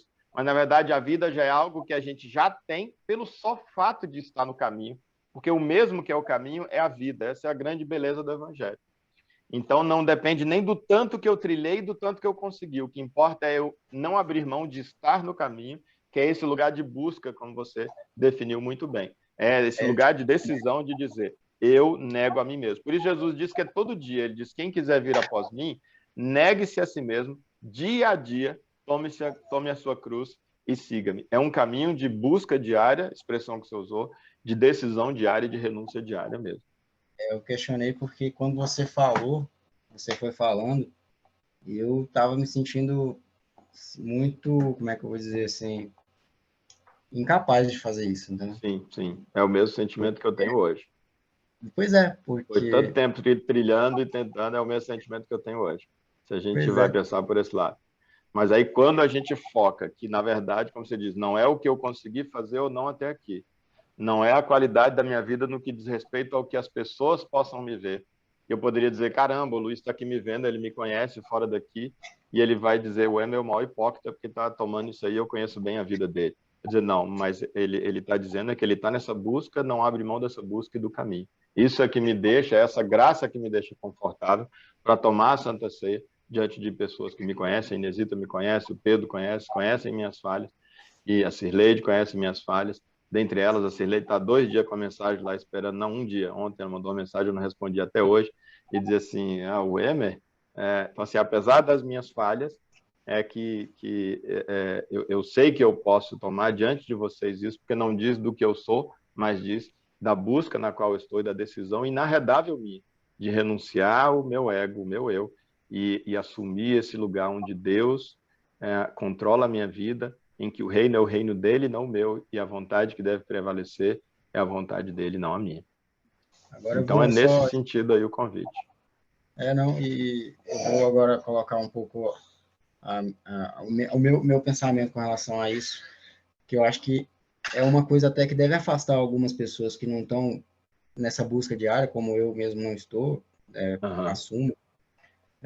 Então, quando você não está nessa busca, e aí você se depara com uma situação como essa que você falou aí, realmente eu me senti assim, tipo, nossa, cara, eu não tem como, tipo assim, eu estou numa incapacidade tremenda de estar buscando isso. Então, quando você não compreende que isso é uma busca diária, como a gente está chegando à conclusão agora, e eu entendo que isso é algo que a pessoa consegue com facilidade, isso, de certa forma, afasta, né? Tipo assim, a pessoa não...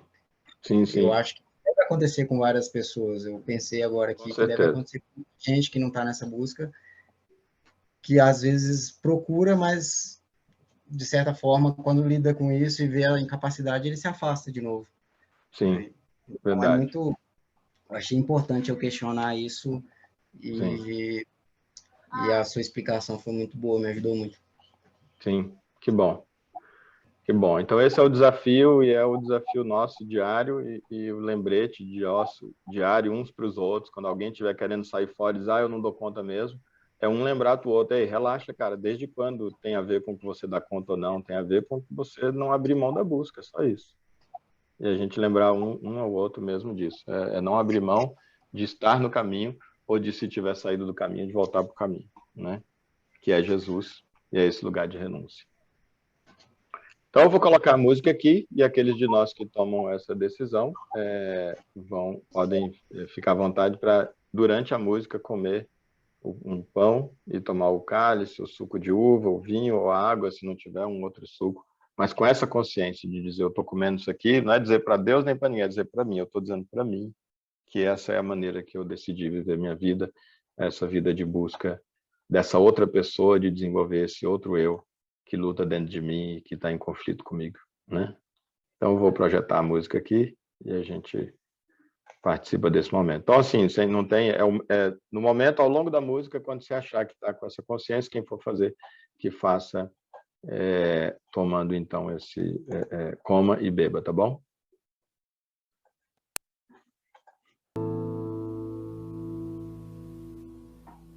Nem sei qual é a outra música que vai vir aqui, mas vamos deixar. Bem propícia ela, bem propícia. Por acaso, mas muito propícia. Fala da gente andar com Deus o dia a dia, todo o tempo. A ideia dessa busca mesmo.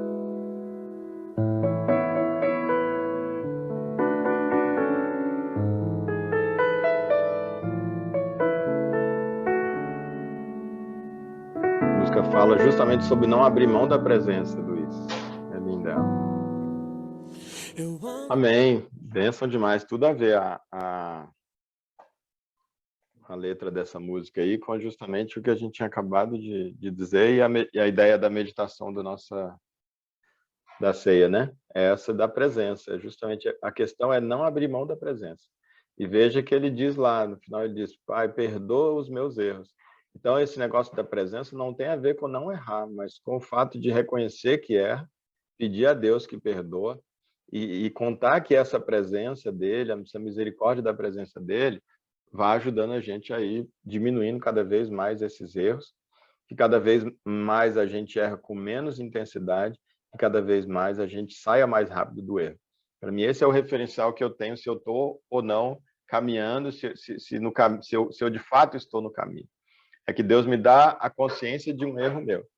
Significa que eu nunca mais vou errar? Não, mas para eu perceber se eu estou no caminho, naquela área que Deus está trabalhando comigo, para que a vontade do ego não continue me atrapalhando, me fazendo agir errado, beleza, eu errei. Eu tenho a consciência e estou no caminho para mudar aquilo naquela área na minha vida. Cada vez mais, o intervalo de tempo entre um erro e outro precisa aumentar. Cada vez mais eu preciso me aprofundar menos cada vez que eu erro. Se eu realmente voltar a errar, cada vez eu me aprofundo menos naquele erro. E eu, consequentemente, por ter me aprofundado menos, estar cada vez mais consciente, se eu cair de novo, eu vou sair mais rápido daquele erro.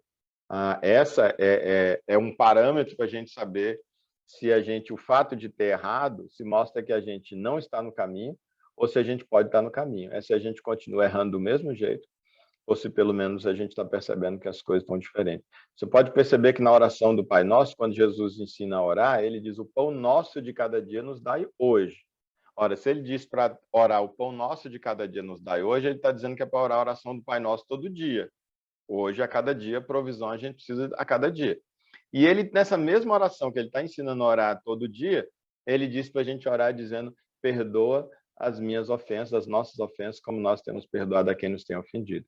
Ou seja, ele não está iludido de achar que a gente não vai pecar, mas que a gente vai estar consciente de que essa presença cada vez vai fazer a gente errar menos e estar nessa busca de acertar. E o próprio Pedro falou, né, que aquele que diz que não peca é mentiroso e a verdade não está nele. Então, não tem a ver com o quão perfeito eu seja, mas com eu não abrir mão do caminho, não abrir mão dessa presença e estar realmente procurando caminhar de maneira condizente com isso. Cada um na medida da graça do discernimento que o Espírito Santo dá, por isso a gente não julga uns aos outros, porque é cada um com Deus, é cada um de acordo com aquilo, com o discernimento que Deus deu e com a inspiração que Deus deu e com o poder que Deus deu para lidar com aquele conflito. Certo? Então é isso aí. Alguém tem mais alguma coisa? Amém. Só agradecer mais uma vez aí pelos ensinamentos, né, pelas reflexões. Obrigado. Deveria ser mais vezes, né, que eu deveria parar e refletir. Até estou tentando, né, mas a correria... não tem desculpa, né, na verdade. Não tem desculpa, mas o fato de todo domingo a gente conseguir parar, pensar um pouco, dar um gás, né, para a gente estar sempre nessa busca, né? Verdade. Como eu disse, deveria ser mais vezes, né? Cada um no seu individual, mas a gente sozinho tem mais dificuldade de buscar, de fazer, né? Então, agradecer mesmo. Amém. Tamo junto aí. Tô na mesma sua.